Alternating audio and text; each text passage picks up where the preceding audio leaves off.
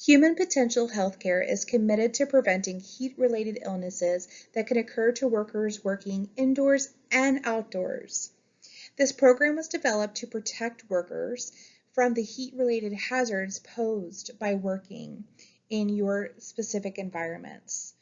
Whether you are working inside an assisted living facility, a skilled nursing facility, a jail, or a hospital, or outpatient treatment center, or doctor's office, all of us are potentially exposed to heat stress due to hot environments.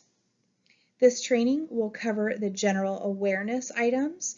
Your specific locations will have additional information for their specific facility directions.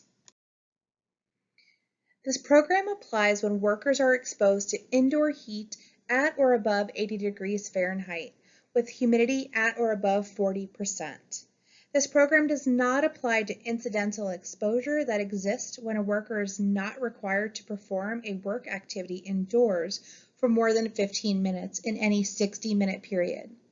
Supervisors and workers should monitor themselves and coworkers for signs and symptoms of indoor and outdoor heat-related illnesses when there is a significant and sudden increase in temperature and humidity.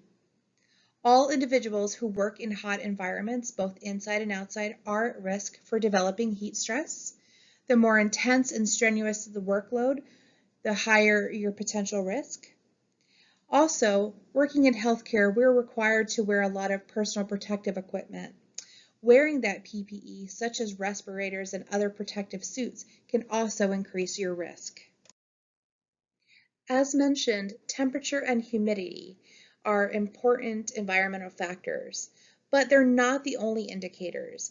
Radiant heat and air velocity also is a contributing factor to heat-related illnesses.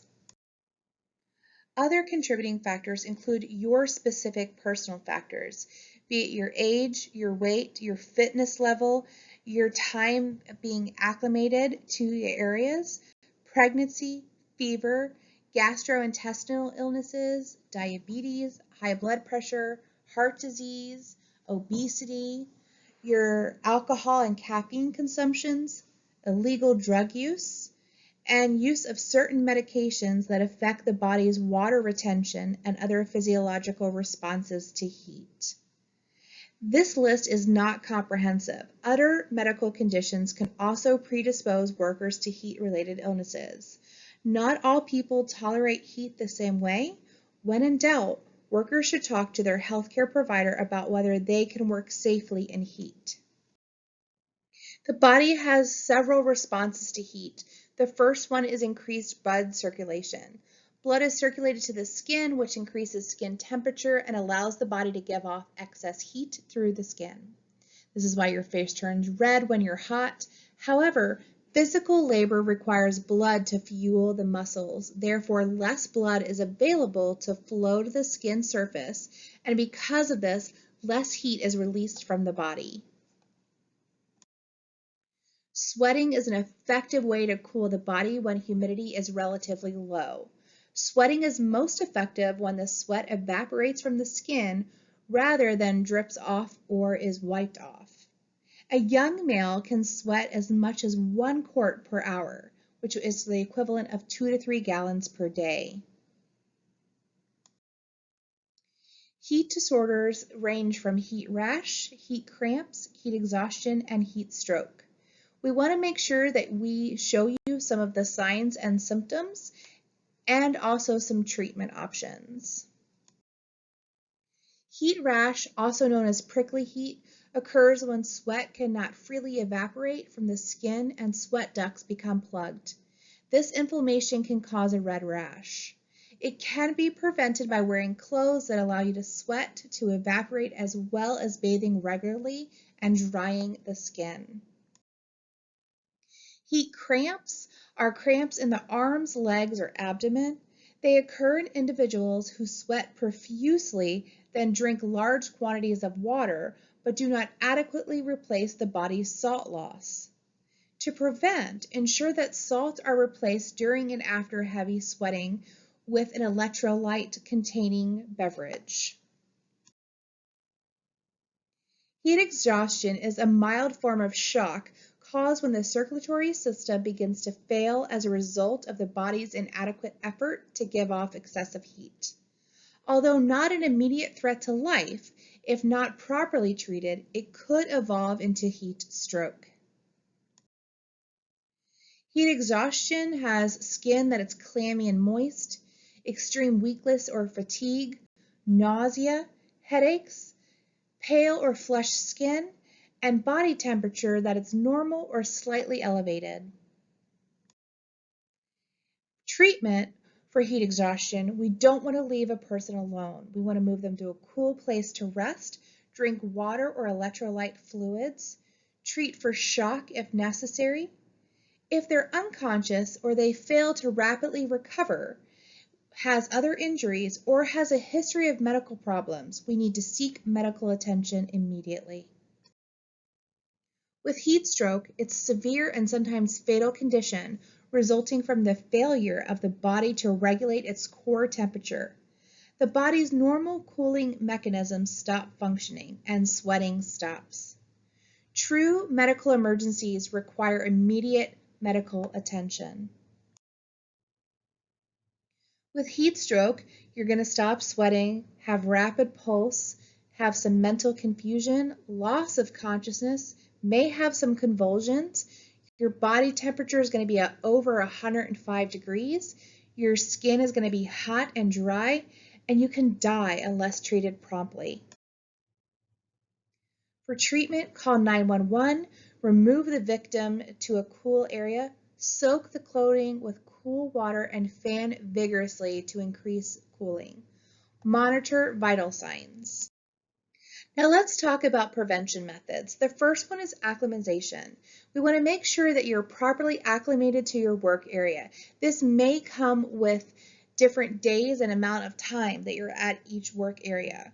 We want you to work in pairs, drink plenty of cool water or electrolyte replacement fluids, even if you're not thirsty. 1 small cup every 15 to 20 minutes is advised. Please be able to recognize early signs and symptoms of heat-induced illnesses and take appropriate action to prevent serious heat disorders. Schedule the most strenuous work during the coolest times of day. We want you to spend as little time as possible in direct sunlight. Make sure to take frequent breaks in cool, shaded areas. Wear light, loose-fitted clothing. Avoid caffeine, which can make the body lose water. And rotate workers in and out of hot areas if possible.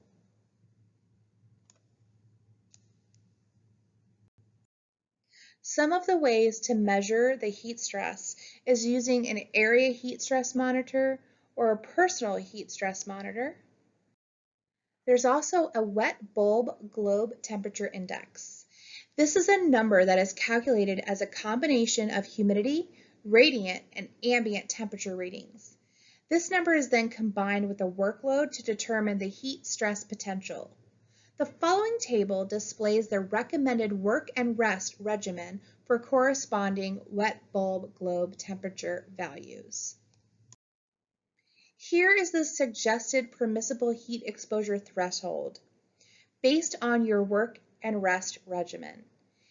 If the temperature is 86 degrees Fahrenheit or more and you have a heavy workload, they're asking you to work 25% of the time and rest 75% of the time each hour.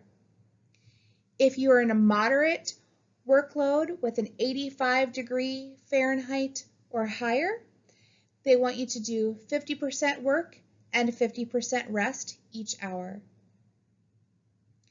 If you are in a situation where it's a light workload and it is 87 degrees Fahrenheit or higher, they want you to do 75% work, 25% rest each hour.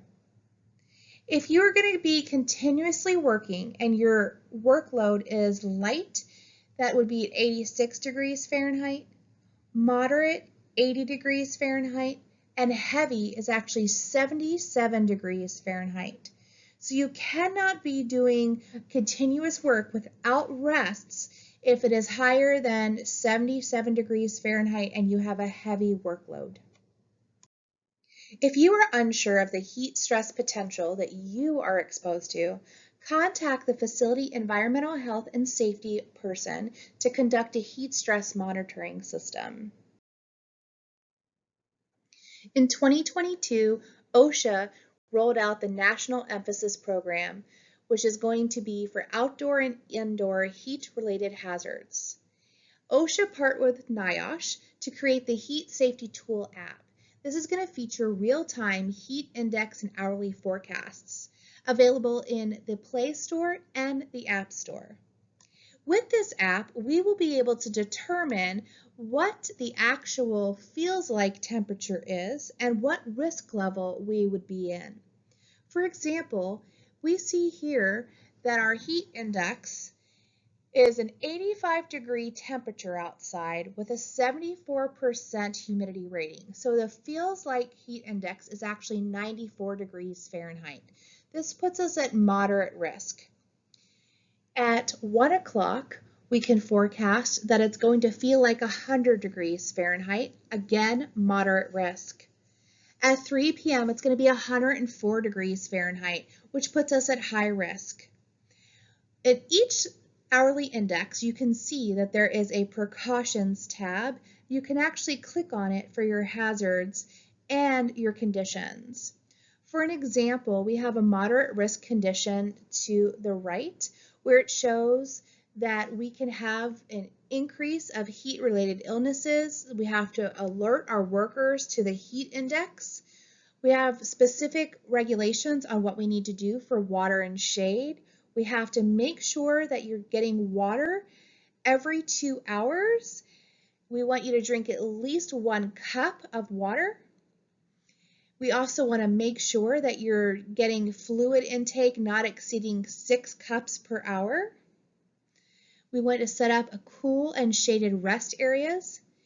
Even if you work inside, you still need to monitor the heat precautions and the heat indexes due to the fact that, especially in Florida, there are areas where our residents and our patients are very cold, and so they have the temperature warmer in their rooms, which is exposing us to more risk conditions. Additionally, there's emergency planning and response suggestions and symptoms that you can use this app for. Thank you for attending our general awareness training. As a reminder, we want to make sure that you are wearing appropriate clothing, you have access to cool areas, you refrain from drinking alcohol and caffeine during warm months, drink more water and electrolyte replacing fluids. You want to monitor the heat index, and you can utilize the app to do so. You want to make sure that you are evaluating and controlling the indoor heat stress factors as much as possible through our radiant heat, air movement, workload activity and duration, and when we're wearing personal protective equipment. If you have any questions or ideas for your facility, please contact your facility environmental health and safety person. Thank you and have a great day.